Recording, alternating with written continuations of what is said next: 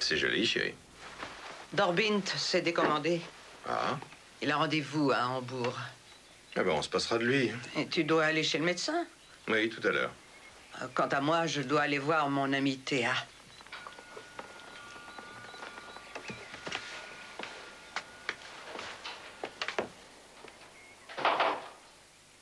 Salut. Gabi. Quelle surprise. C'est une surprise, hein? Tu as pu te libérer en plein semestre? J'ai passé un examen et maintenant je me repose un peu. Bonjour, ma chérie. Bonjour, papa. Et pourquoi ne m'as-tu pas téléphoné? Non, c'était pas la peine, allons. Je tenais absolument à être présente pour votre anniversaire de mariage. Ah, ça nous fait très plaisir. Et dis-moi, tu as rentré la voiture? Non, il faut que je parte vite, j'ai un paquet à déposer. Tu veux un thé, chérie? Oui, avec plaisir. Toi aussi? Oui, oui, je veux bien.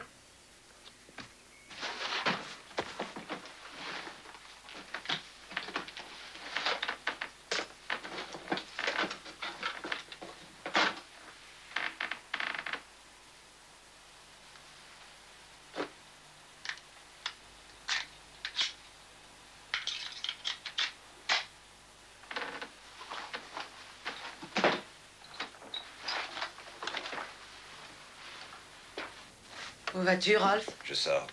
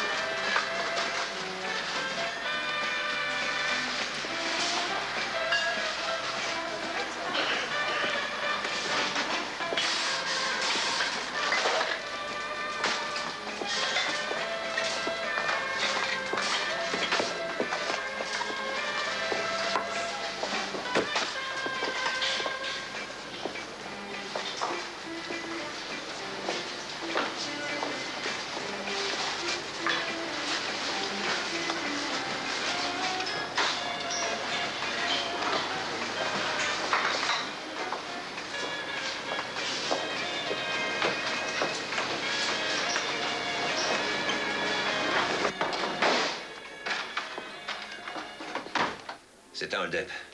Mettez l'argent là-dedans. Et le reste, allez, videz-moi ce coffre. Le paquet est derrière vous.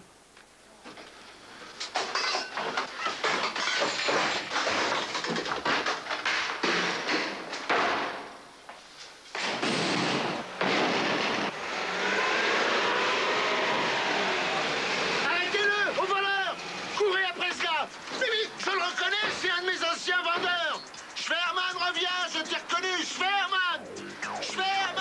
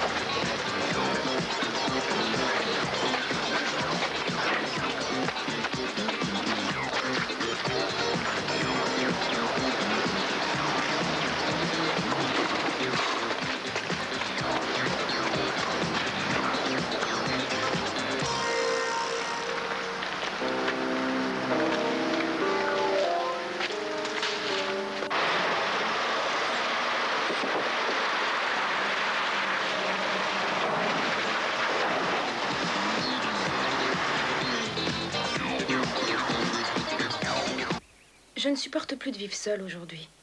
Nous sommes 6 chez une vieille logeuse. La maison est grande et chacune a sa chambre. À côté de moi, j'ai Doris. Elle étudie la pharmacie. Comment ça se passe avec ton cours de maths? Ça va mieux. Et tu restes avec nous pour longtemps? 10 jours. Vendredi, nous sommes invités chez les Schumann. Moi, je ne peux pas y aller. On est parfois tenu à des obligations ennuyeuses, qu'elles nous plaisent ou non. Je l'ai appris par la force des choses.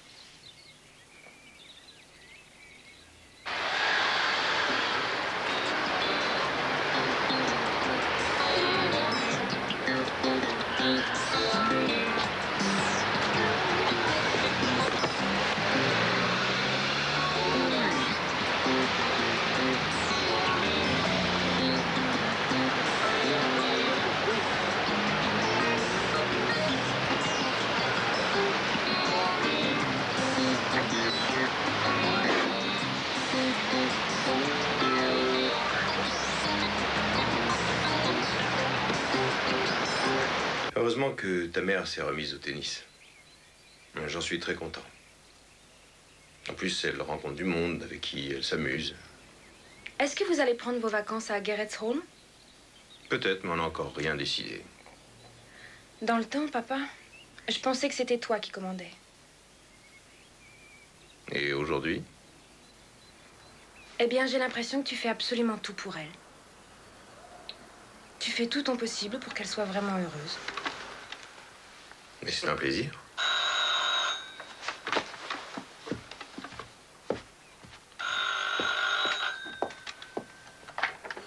Allô? Non, excusez-moi, je suis occupé, monsieur. J'ai bien compris, oui, oui. J'en suis navré. Non, c'est impossible. Non, non, je ne peux pas. Oui. Et où ça? Bien, j'arrive. Qu'est-ce qu'il y a? Oh, des petits problèmes au bureau. Il faut que je parte.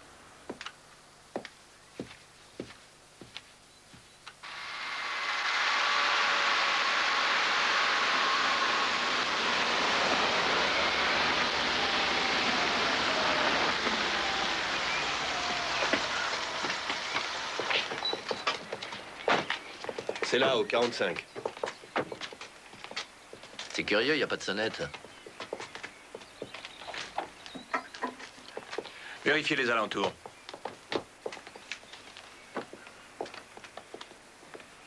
Le rideau a bougé, il y a sûrement quelqu'un à l'intérieur. Monsieur Schwerman?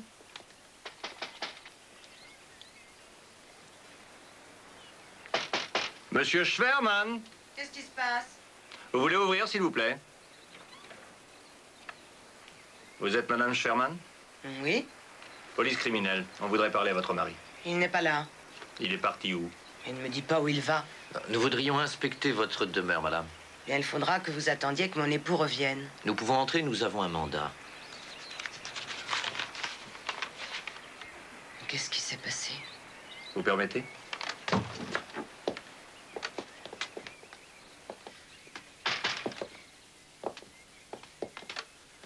Votre mari a travaillé dans le supermarché de l'avenue Sucher, n'est-ce pas? Oui, il était vendeur là-bas il y a quelques années.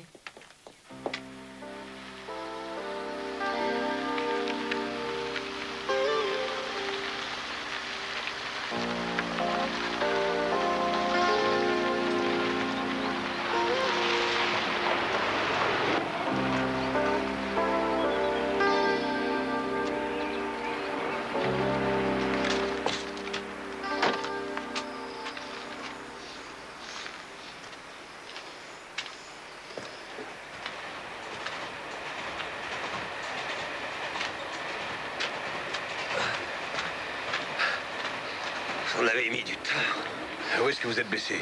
Là, au côté. Il faut voir un médecin. Non, non, c'est trop dangereux. Je suis recherché. J'ai reçu une balle pendant le hold-up. Bon, écoutez-moi. Vous n'aurez qu'à dire que c'est un accident. Non, c'est trop risqué. L'un d'eux m'a reconnu. J'avais enlevé mon masque. Il faut que je me cache. Je ne peux en aucun cas vous aider. vous le devez.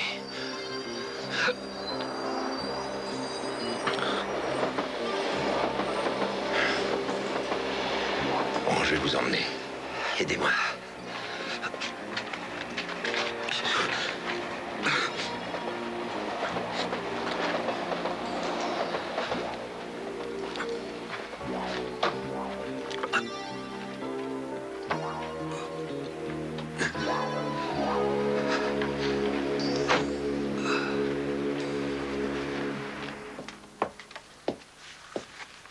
On vient de trouver toutes ces montres.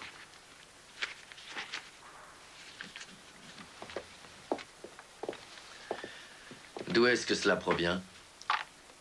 Rolf rapporte beaucoup de choses des puces. Et il achète ça par lot, n'est-ce pas? Mais oui, bien sûr. Pourquoi?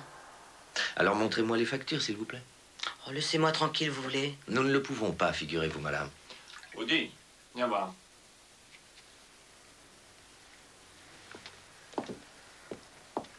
Regarde ça. Il y avait cette boîte dans le 3e tiroir, sous le linge. Et j'y ai trouvé cette carte d'identité. C'est pas mal tout ça?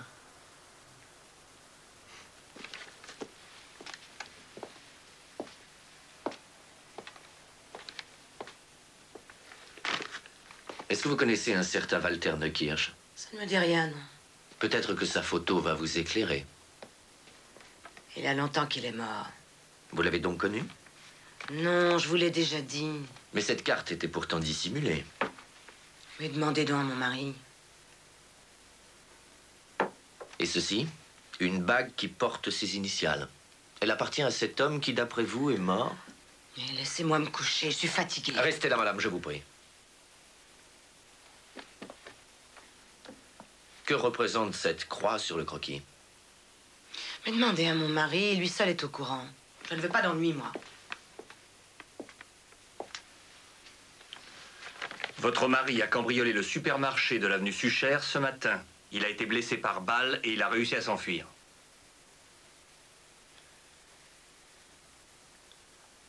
Que signifient ces chiffres sur cette feuille? Mon mari n'est peut-être pas tout blanc. Et il méritait vraiment pas de prendre une balle.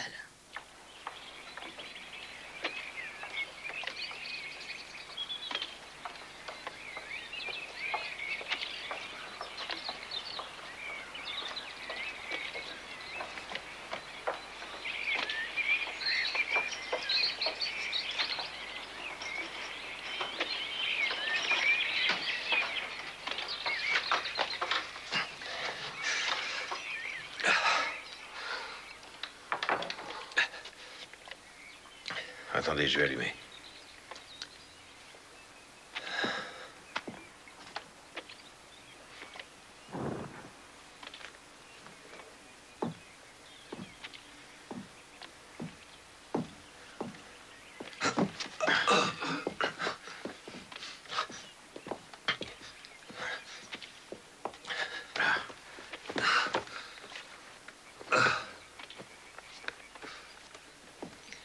Merci.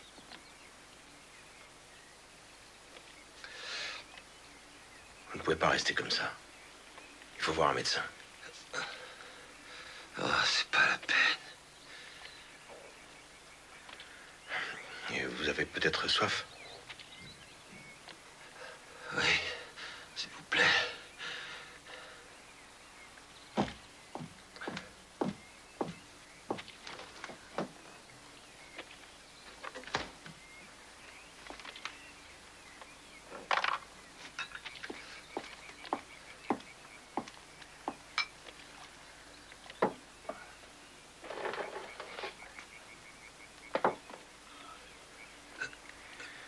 Je repasserai vous voir demain. Et après 5 heures. Le frigo est plein, mais est-ce qu'il vous faut autre chose? Non, je vais dormir.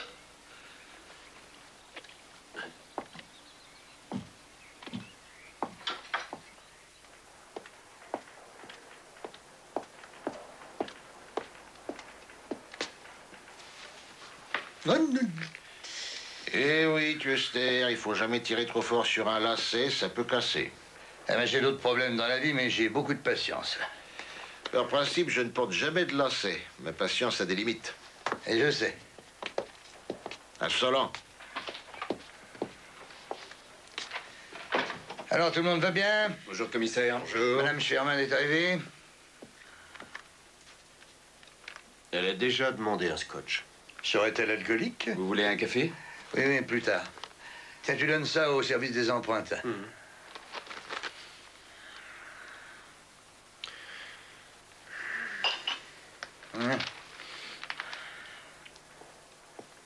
Bonjour, Madame Sherman. Alors, j'ai appris que vous avez raconté des choses intéressantes à mes inspecteurs. Moi, j'ai dit des choses. Ah oui, tout est noté ici. Vous voulez m'écouter raconter la même histoire?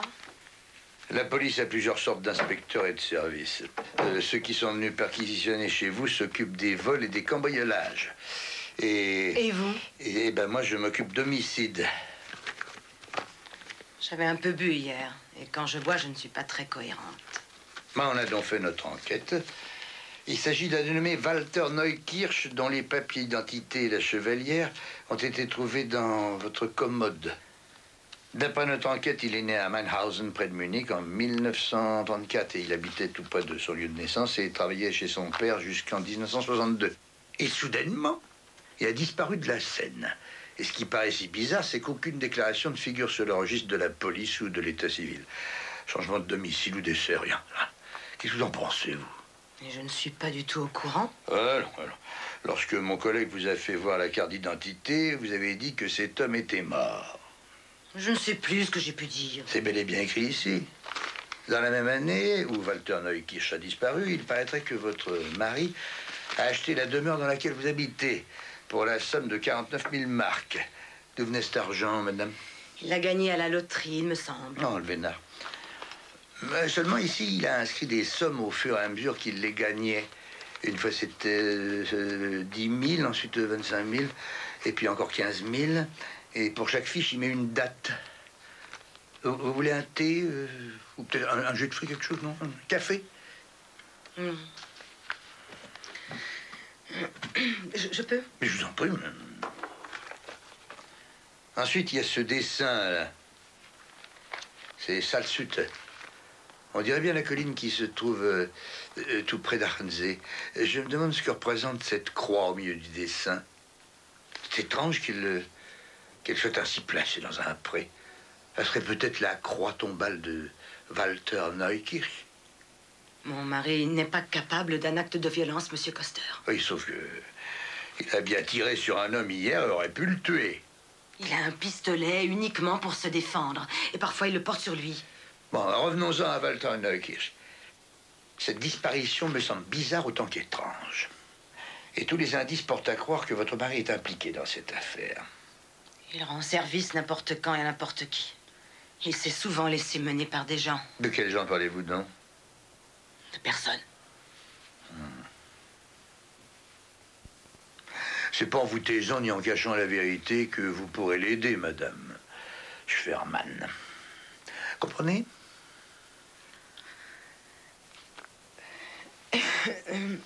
C'est-à-dire que un matin, mon mari est rentré dans la chambre et il m'a dit ceci. Demain, je fais un horrible travail. C'est un très sale travail, mais je dois l'accomplir. Je le fais pour l'argent. Vous a-t-il parlé des gens qu'il avait engagés? Je m'en souviens plus. Réfléchissez bien. Je sais plus. Comment saviez-vous que Walter Neukirch était mort? Un jour, j'ai trouvé dans la commode les affaires de Neukirch. Mon mari a dit que l'homme venait de mourir et de ne rien toucher.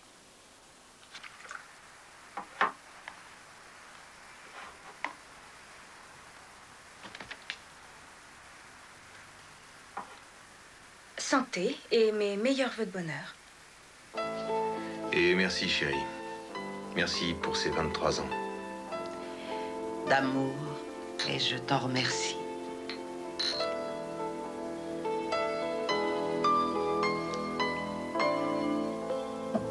Je viens de remarquer une chose étonnante. Quand vous fêtez un de vos anniversaires, ou une occasion quelconque, vous êtes si sérieux. C'est pas gai et ça devrait l'être, il me semble, non? Mais nous prenons tout au sérieux. J'ai remarqué, oui. J'ai parfois l'impression que vous cherchez à dissimuler une espèce de peur. Oui, comme si votre bonheur n'était qu'une façade. J'ai très envie de faire un petit saut jusqu'au club. On peut jouer un peu et ensuite manger, non? Oui, pour passer la journée dans un cadre super ennuyeux, avec des vieux qui parlent de leurs problèmes d'indigestion ou d'argent. Je regrette, mais je ne suis pas venue pour ça. On peut faire autre chose. Si tu nous jouais une petite sonate, j'aime le piano, tu sais. Il faut boire du champagne et écouter de la musique pour couvrir les moments de malaise ou de vide. On pourrait tous se chamailler, n'est-ce pas? Excuse-moi. Tu as raison, maman. Allons au club. Après tout, c'est votre anniversaire de mariage.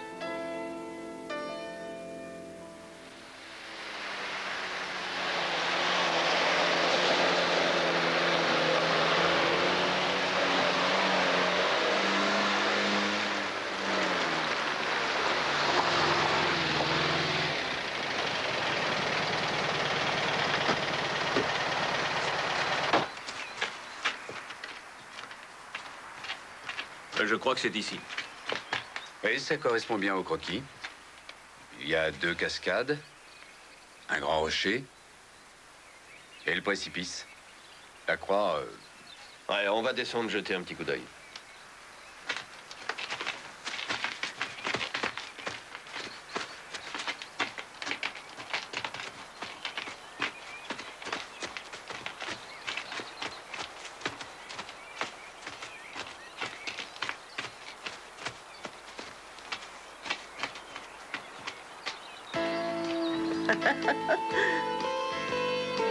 Tu sais, papa, je crois qu'elle refuse de penser à ce qui la gêne.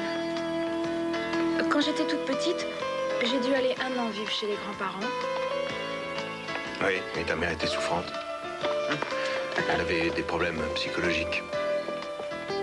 Et à l'âge de 12 ans, on m'a envoyée en pension pour plus de 6 ans. Mais elle m'a beaucoup soutenu.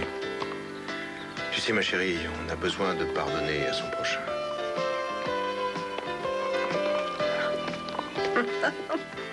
Et au printemps, l'eau monte jusqu'où exactement?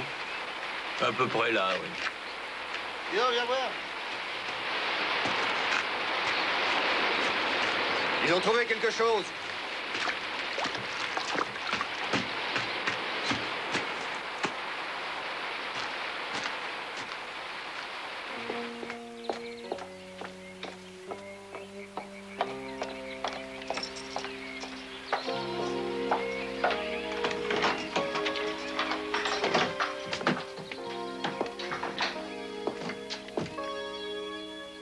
Sherman.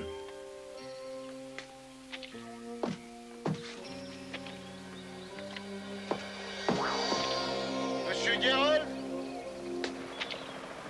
Monsieur Guérold?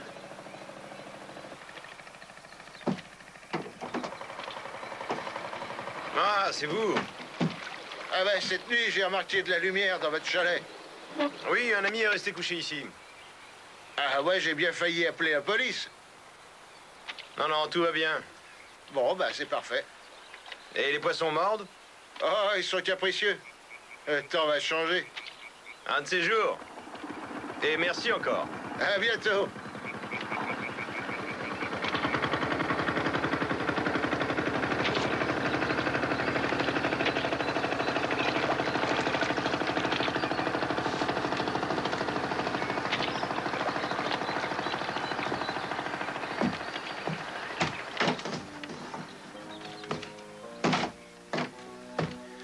Comment ça va?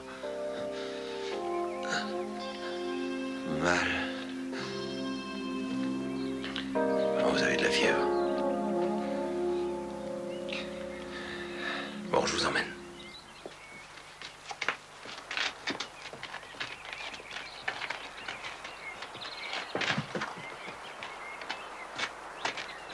Alors, comment vous avez fait, là? Eh ben, on a montré le croquis au forestier et il a reconnu l'endroit.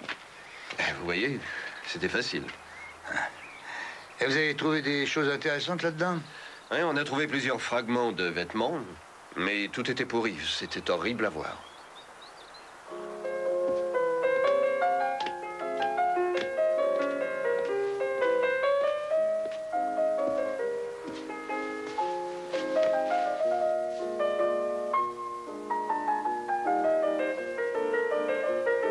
sais, maman, je t'ai admirée dans le temps.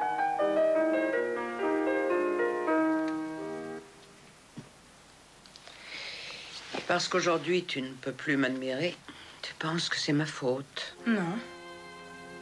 Je trouve seulement que tu vis avec nous, mais par contrainte. Je ne compte pas pour toi. C'est faux, chérie. J'ai vraiment voulu être une bonne épouse et surtout une mère pour toi.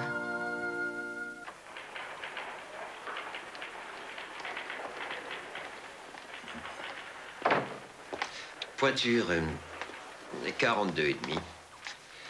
Des boutons de manchette. Sans grande valeur. Des pièces de 5 marques qui devaient être dans sa poche. On peut dater l'époque du décès?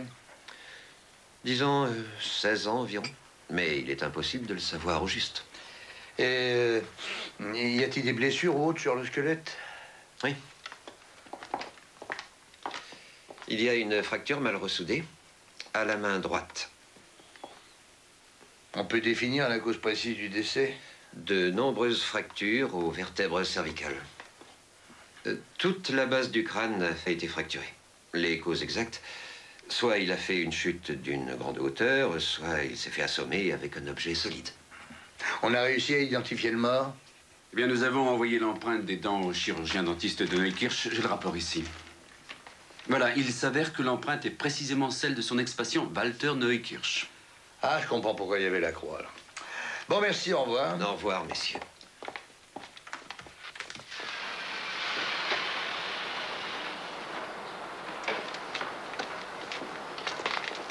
Bonjour, où se trouve monsieur Neukirch? Le père ou le fils? Le père.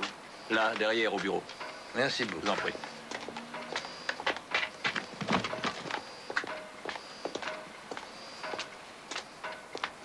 C'est ce que j'ai toujours pensé. Que votre fils était mort?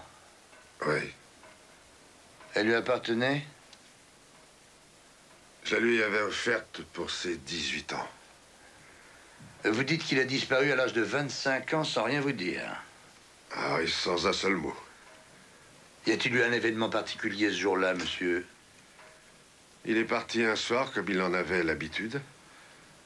Mais le lendemain matin, il n'était pas encore revenu à la maison. On ne l'a jamais revu. Vous n'avez pas fait de déclaration ensuite? Ah si. 3 mois plus tard. Aucun commissariat de police n'a trace d'une quelconque déclaration de disparition. J'ai écrit à l'ambassade d'Allemagne à Ottawa, où on le croyait au Canada. Et pourquoi donc au Canada? 2 à 3 semaines plus tard, il nous écrivait de là-bas, vous allez voir. Je vais vous montrer la lettre. Je l'ai gardée. Il nous disait de ne pas nous faire de soucis. Il voulait rester au Canada, se faire une nouvelle vie. Il a écrit plusieurs fois? Nous n'avons plus reçu de nouvelles depuis. Est-ce que je peux voir la lettre? Ah oui, bien sûr. Si. Que vous a répondu l'ambassade à Ottawa suite à votre demande, monsieur? Qu'il avait logé à l'hôtel pendant quelques jours. Le nom de l'hôtel figure en tête sur la lettre qu'il nous a envoyée. Après ça, il a loué une voiture qu'on a retrouvée dans une autre ville au Canada. Et après ça, il n'y a plus aucune trace de lui. Nous avons déterré un cadavre dans la montagne entre le Tegernsee et le Harensee. Voici mon autre fils, son frère, Monsieur Custer. Bonjour, monsieur Neukirch. Bonjour. Ces messieurs sont de la police. Et ils ont retrouvé Walter à son cadavre. Où ça? À 100 km d'ici. Est-ce que votre fils avait des ennemis? Pas que je sache. Certainement pas. Connaissez-vous cet homme-là? Ah oui. C'est Rolf Sherman. On l'avait embauché comme chauffeur chez nous. Il a travaillé 2 ans. À quelle époque? Oh, il y a au moins une quinzaine d'années. Est-ce qu'il y aurait pu avoir une dispute entre Rolf Sherman et votre fils? Ça me paraît difficile, ils se voyaient pour ainsi dire jamais.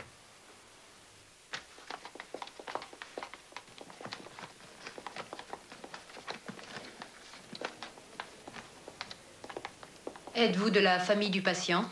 Pardon? C'est vous qui l'avez amené, non? Oui. Alors venez par ici.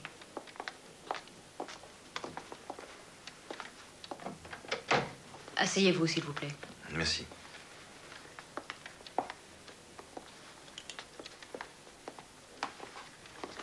Nous avons besoin de quelques renseignements. Son nom, s'il vous plaît. Faut que nous soyons rapides. Schwerman. Georges. Son adresse? Ah, je ne connais pas son adresse. Ah. Voilà, on a trouvé la balle. Pouvez-vous nous expliquer comment il a été blessé? Il est venu chez moi en disant que, en chassant, il s'était blessé. Alors comme ça, votre frère écrivait de préférence à la machine à écrire. Il a eu la main estropiée lors d'une panne de machine. Mon frère, il a toujours écrit très difficilement. La compagnie appartient complètement à votre père? Elle a toujours été à mon père. Et vous fabriquez quoi dans cette usine? Eh bien, nous fabriquons du petit outillage de jardin. Savez-vous pour quelle raison votre frère a choisi de s'expatrier à Ottawa? Nous avions à l'époque des difficultés financières. Notre meilleur client était grossiste et il commandait beaucoup. Et du jour au lendemain, il nous a laissé tomber sans préavis. Mais l'affaire a quand même redémarré. Et nous en sommes contents, oui. Eh ben merci, monsieur. Au revoir et à bientôt. Eh ben, au revoir, monsieur. Le tampon. Le fil.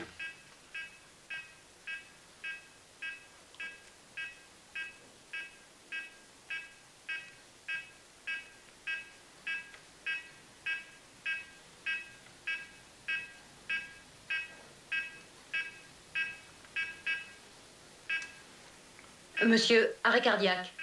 Préparez-moi le calcium. Et l'oxygène.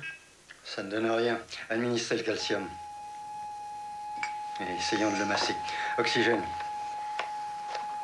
Continuez. Je n'arrête pas, docteur. Plus fort.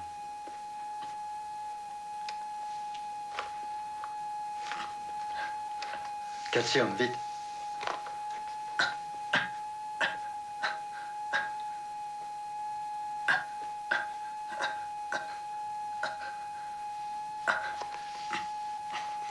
Toujours rien? Non, le cœur est complètement arrêté. Encore un peu. Bon, arrêtons, ce n'est plus la peine. À quoi ressemble la balle qu'on a retirée? On dirait une balle de revolver. Bien, alors téléphonez tout de suite pour prévenir la police. Oui, monsieur.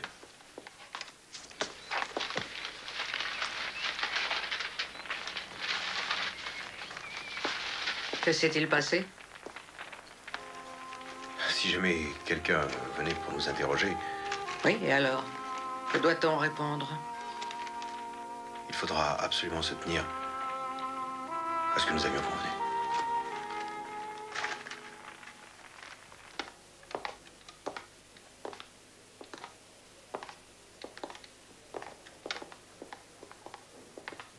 Toutes mes condoléances, Madame Schwerman. C'est gentil.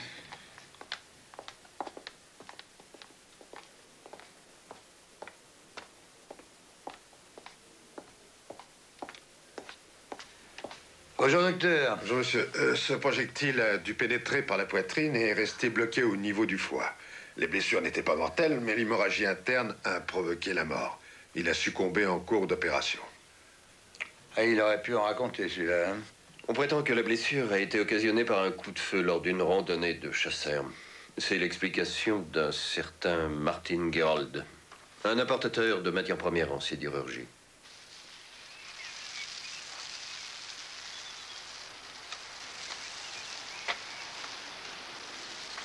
Vous pouvez pas vous arrêter 2 minutes, mademoiselle? Vous cherchez quelqu'un? Je viens voir monsieur Gerold, j'ai pris rendez-vous. Allez-y, monsieur.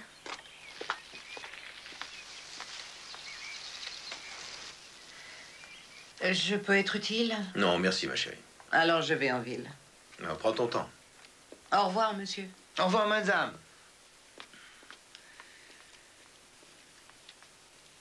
Vous aussi, vous vous intéressez aux livres. C'est l'histoire des Carolingiens, mais moi, je préfère l'histoire contemporaine. Asseyez-vous. Je vous offre quelque chose? Non, merci, merci. Alors, Rolf Scherman a succombé à l'opération qu'il a subie à l'hôpital Achendorf. Oui, j'ai été prévenu ce matin quand j'ai téléphoné à l'hôpital. Vous connaissiez bien ce monsieur? Non, à peine. Lorsque vous l'avez amené, vous avez déclaré qu'il s'était blessé lors d'une partie de chasse. Oui, c'est ce qu'il m'a dit. Il partait pour chasser dans la montagne et par mégarde, son arme s'est déclenchée. Vous connaissez peut-être l'endroit où monsieur Scherman se trouvait la veille de son admission à l'hôpital? Dans une cabane que je possède, oui. Et où est-elle, cette cabane? Sur le lac d'Oster, près d'Iffeldorf. Iffeldorf. Rolf Scherman a été blessé par balle lors d'une fusillade à Munich-Bogenhausen. Et je crois que de Bogenhausen jusqu'à Iffeldorf, il y a une 60aine de kilomètres à peu près. Hein. Non, ce qui m'étonne, c'est comment il a pu arriver là-bas. Est-ce que vous avez une idée? Moi, quand je suis arrivé à la cabane, il était déjà là. Je lui ai tout de suite proposé d'y passer quelque temps s'il le voulait. Il connaissait donc cet endroit? Oui, il était déjà venu une fois ou deux. Oui. Mais sans arrière-pensée, vous l'avez accueilli? Je lui ai proposé de l'emmener chez un médecin, mais il voulait rester là et dormir. Je pensais que la blessure n'était pas très grave. Vous avez connu Scherman où ça, vous? Il était employé dans une firme à qui je vendais beaucoup de pièces de ferraille. Ah, vous parlez de la firme Neukirch? Oui, c'est ça. Connaissez Walter Neukirch? Oui, c'est le fils qui a quitté le pays et dont on n'a plus entendu parler. Eh bien, on a retrouvé le cadavre de Walter Neukirch au fond d'une vallée à proximité d'Achensee. Il a dû être assassiné l'année de sa disparition en 1963. Excusez-moi. Mais qui est-ce? Gabi! Ne t'inquiète pas, papa.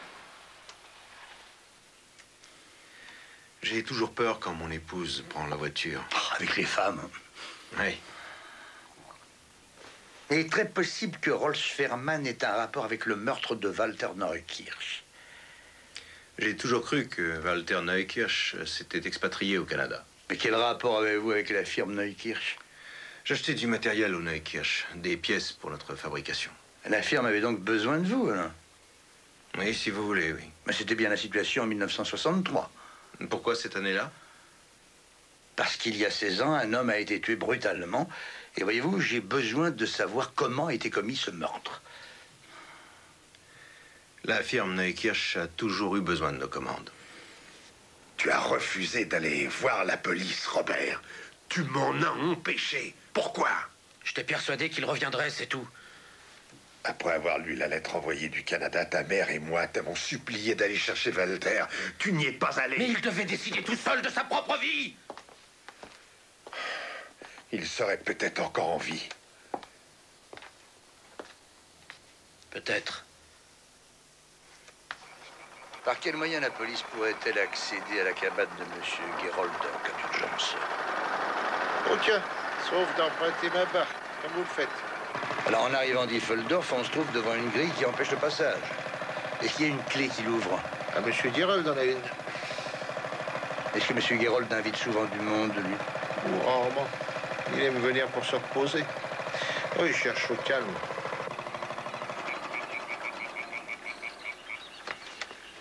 Bon, au revoir et merci.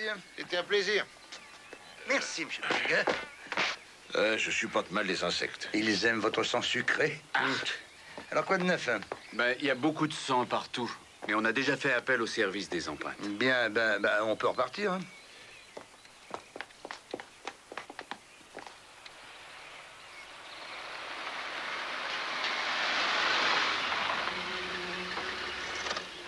Alors, ça fait combien? Environ 2400 mètres. Alors, par conséquent, si Scherman avait pris un taxi ou avait volé une voiture, il serait arrivé jusqu'à la barrière. Et après, il aurait dû faire 2,5 km à pied, car la barrière était fermée. Difficile avec ses blessures, n'est-ce pas? Non, c'est impossible. Ça veut dire que Scherman a été accompagné jusqu'à la cabane. Il est évident que Gerold l'a amené en voiture jusque-là. Et on peut croire par conséquent que Scherman lui a fait voir sa blessure. Mais arrêtez-le don immédiatement, voyons. Je voudrais quand même attendre les rapports du Canada, M. Meninger. Ah.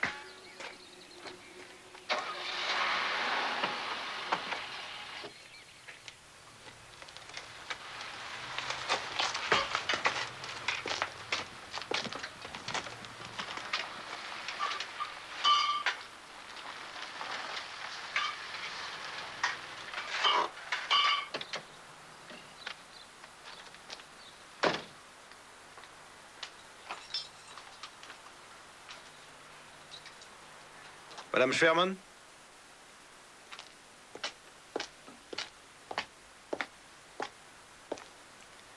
J'aimerais bavarder un peu avec vous. Bavarder? Oui. Vous voulez savoir ce que j'ai raconté à la police? Robert, oui. On te demande au magasin. Merci. Elle est dégrippée? Très bien. Monsieur Gerold est un client important aujourd'hui, mais paraît-il, il y a 16 ans, il avait refusé toute relation commerciale avec vous. Pourquoi ce refus? Mon frère et lui avaient eu une dispute. D'ordre professionnel? Eh oui, on ne livrait pas toujours à temps. Gerold refusait d'honorer nos factures. Alors mon frère était devenu très difficile. Mais après la disparition de votre frère, est-ce que monsieur Gerold a repris ses relations avec vous? Et nous avions tant besoin de lui, alors je l'ai supplié de reprendre. Vous étiez au courant de la grande amitié entre Gerold et Schwerman? Non. L'amitié est telle que Gerold a caché Schwerman dans sa cabane de pêcheur alors qu'il devait savoir que la police le recherchait. Alors êtes-vous en mesure de m'expliquer ce fait? J'en sais rien. C'est très difficile de discerner des années plus tard le motif d'un meurtre. Monsieur Gerold s'est donc disputé avec votre frère, mais on ne tue pas pour si peu de choses. En outre, vous m'avez confirmé que Rolf Schwerman n'avait aucun contact avec votre frère. Pourquoi vous me racontez tout ça à moi? Parce que vous êtes le seul à avoir un motif pour avoir tué votre frère, voilà. Votre frère aurait poussé l'entreprise au bord de la faillite et pour des raisons personnelles, toute votre existence était en jeu ainsi que celle de vos parents. Voilà. Alors vous aviez toutes les raisons de le tuer et vous pouviez le faire sans laisser de traces. Schwerman n'avait aucun scrupule à faire disparaître le corps en échange et il recevait de votre part 50 000 Deutschmark. Alors là, vous plaisantez.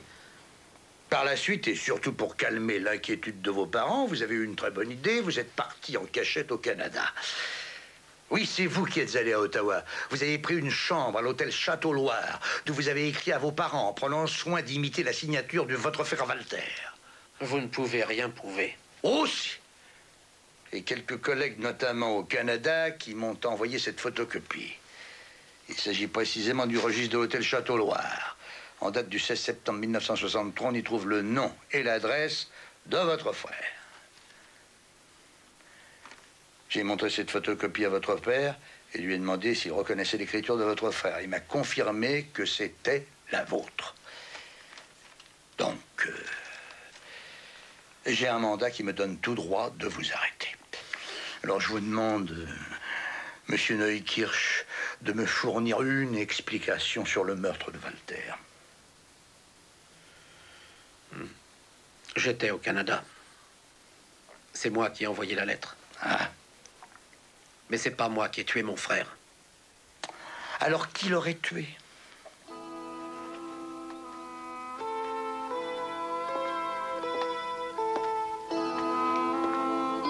Tu déménages? Oui. Pour longtemps? Je n'en sais rien. Je crois que je vais repartir à l'école demain. Tu devrais rester un peu plus, si c'est possible. Ton père va avoir besoin de toi.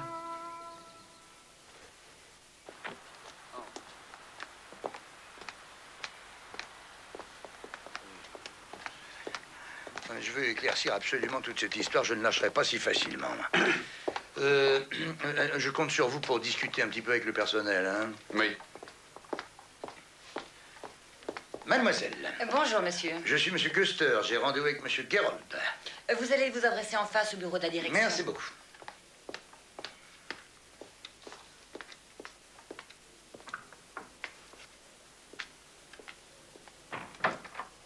Monsieur Köster. Qu'il entre. Bonjour, monsieur. Monsieur Köster. Tenez, asseyez-vous. Merci. Qu'est-ce que je peux faire pour vous? Monsieur Robert Neukirch nous a donné une explication sur la mort de son frère Walter Neukirch. Seulement, j'y trouve des contradictions. Ah bon?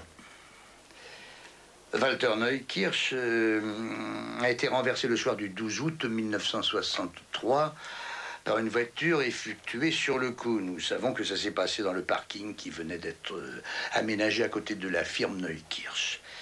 Et la voiture était immatriculée à votre nom ainsi qu'au nom de votre société. C'est moi qui conduisais la voiture. Vous auriez placé votre voiture de façon à être en position, et lorsque M. Walter Neukirch était sur le pas de monter en voiture, vous avez foncé sur lui. Oui, c'est ça. Et ensuite, j'ai caché le corps dans le coffre de la voiture. Walter Neukirch avait été mis au courant d'une faute que vous aviez commise et il vous faisait du chantage depuis quelque temps. Combien vous demandait-il? 150 millions. Vous n'avez pas payé? Non, bien sûr. J'ai rompu toute relation commerciale. J'ai cessé absolument toute commande. C'est ainsi que j'espérais le faire changer d'avis. Mais Walter Neukirch n'était pas du genre à changer d'avis. Hein? Il a refusé de baisser son prix. Ça m'était impossible de payer ça. J'en étais au bord de la faillite. Rolf Schwermann était sur le lieu du meurtre et avait tout vu. Il est ensuite allé voir son jeune patron Robert Neukirch. Il lui a tout raconté.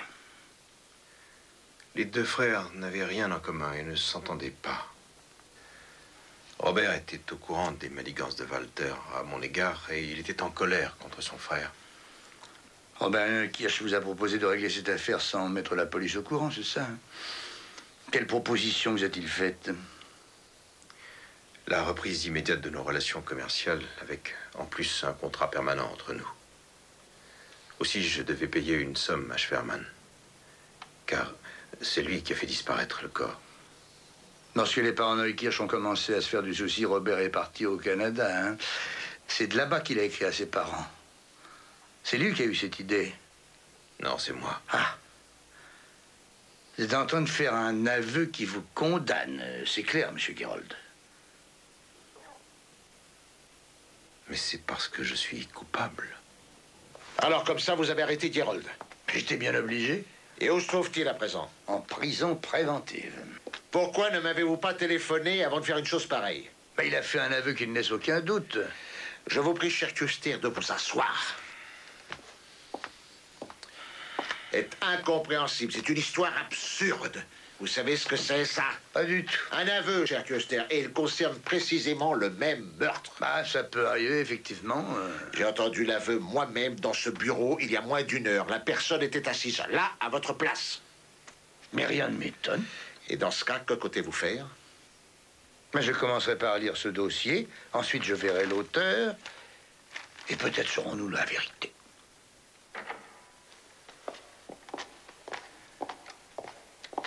Merci. Bonjour, Madame Gerold. Bonjour. Je peux... Oui, bien sûr. Merci. Vous êtes donc présenté ce matin à la police criminelle. J'aimerais savoir si vous vous êtes concerté avec votre mari. Il ne sait rien. Je n'ai pas voulu lui dire.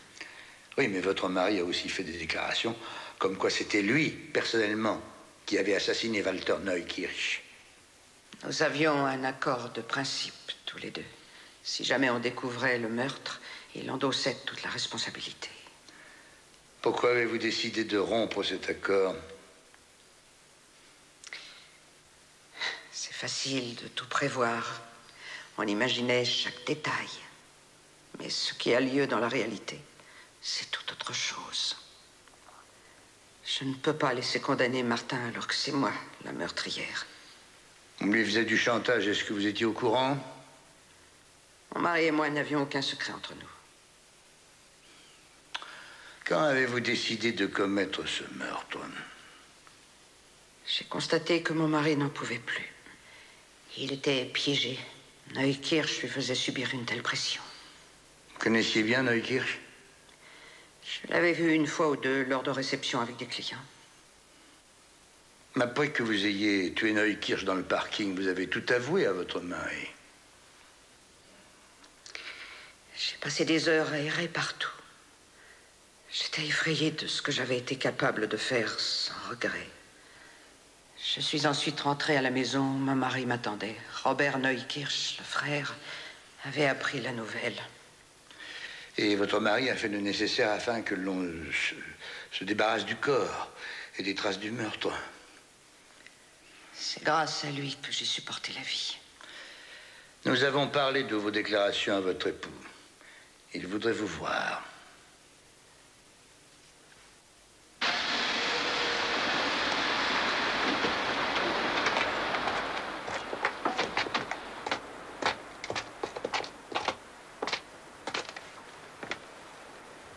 Ayman, police.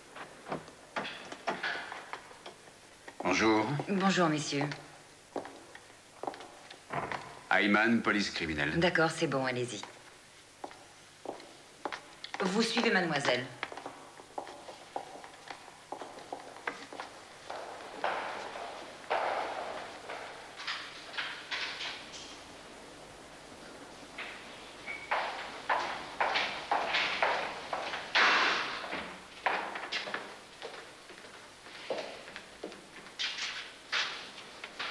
Vous voulez vous asseoir? Non, merci.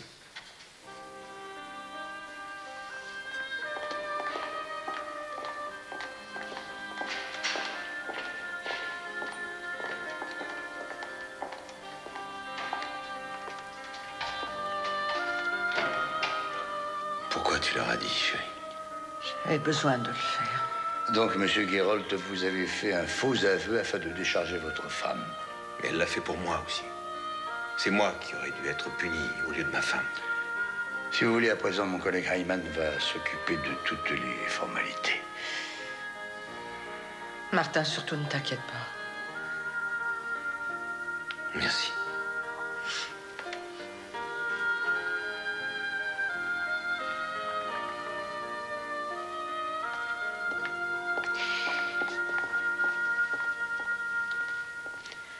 Vous en avez terminé avec moi? Non, pas tout à fait, madame, excusez-moi.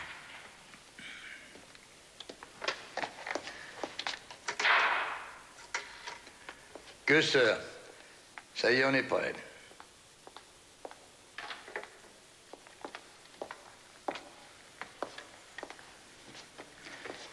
Nous avons parlé de votre acte et des faits, n'est-ce pas? Mais j'aimerais connaître le vrai motif.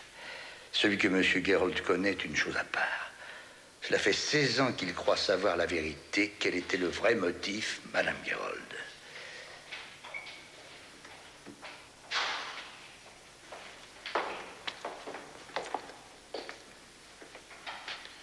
Bonjour. Asseyez-vous donc.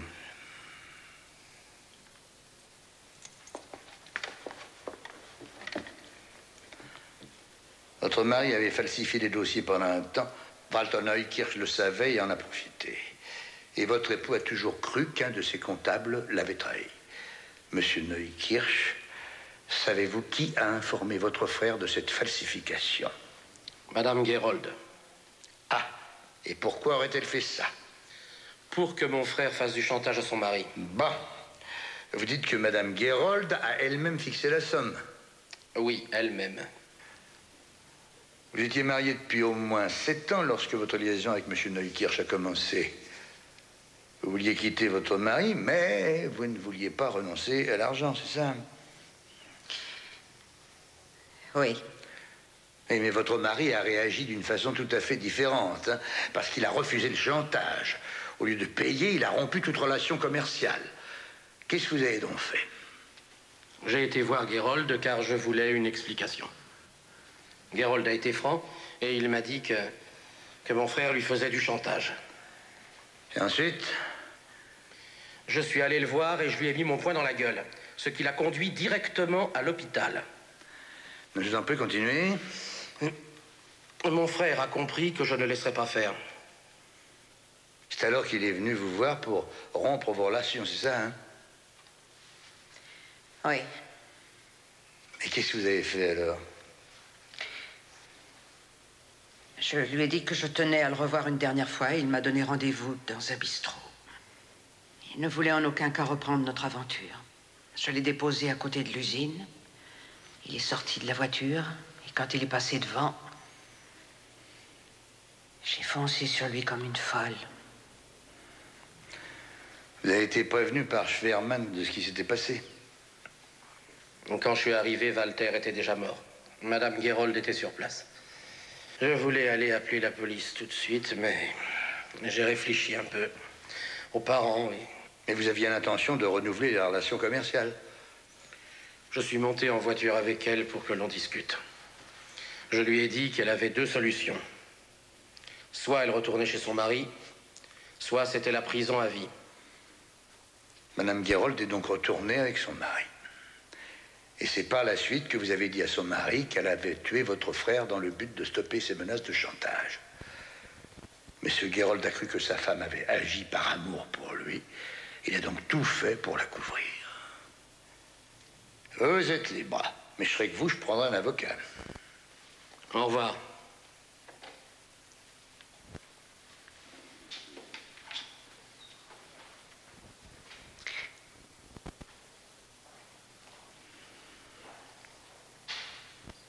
Et pourquoi faites-vous cet aveu aujourd'hui, madame? Je ne voulais en aucun cas que mon mari soit puni pour une affaire qui me concerne. Ce ne serait pas juste.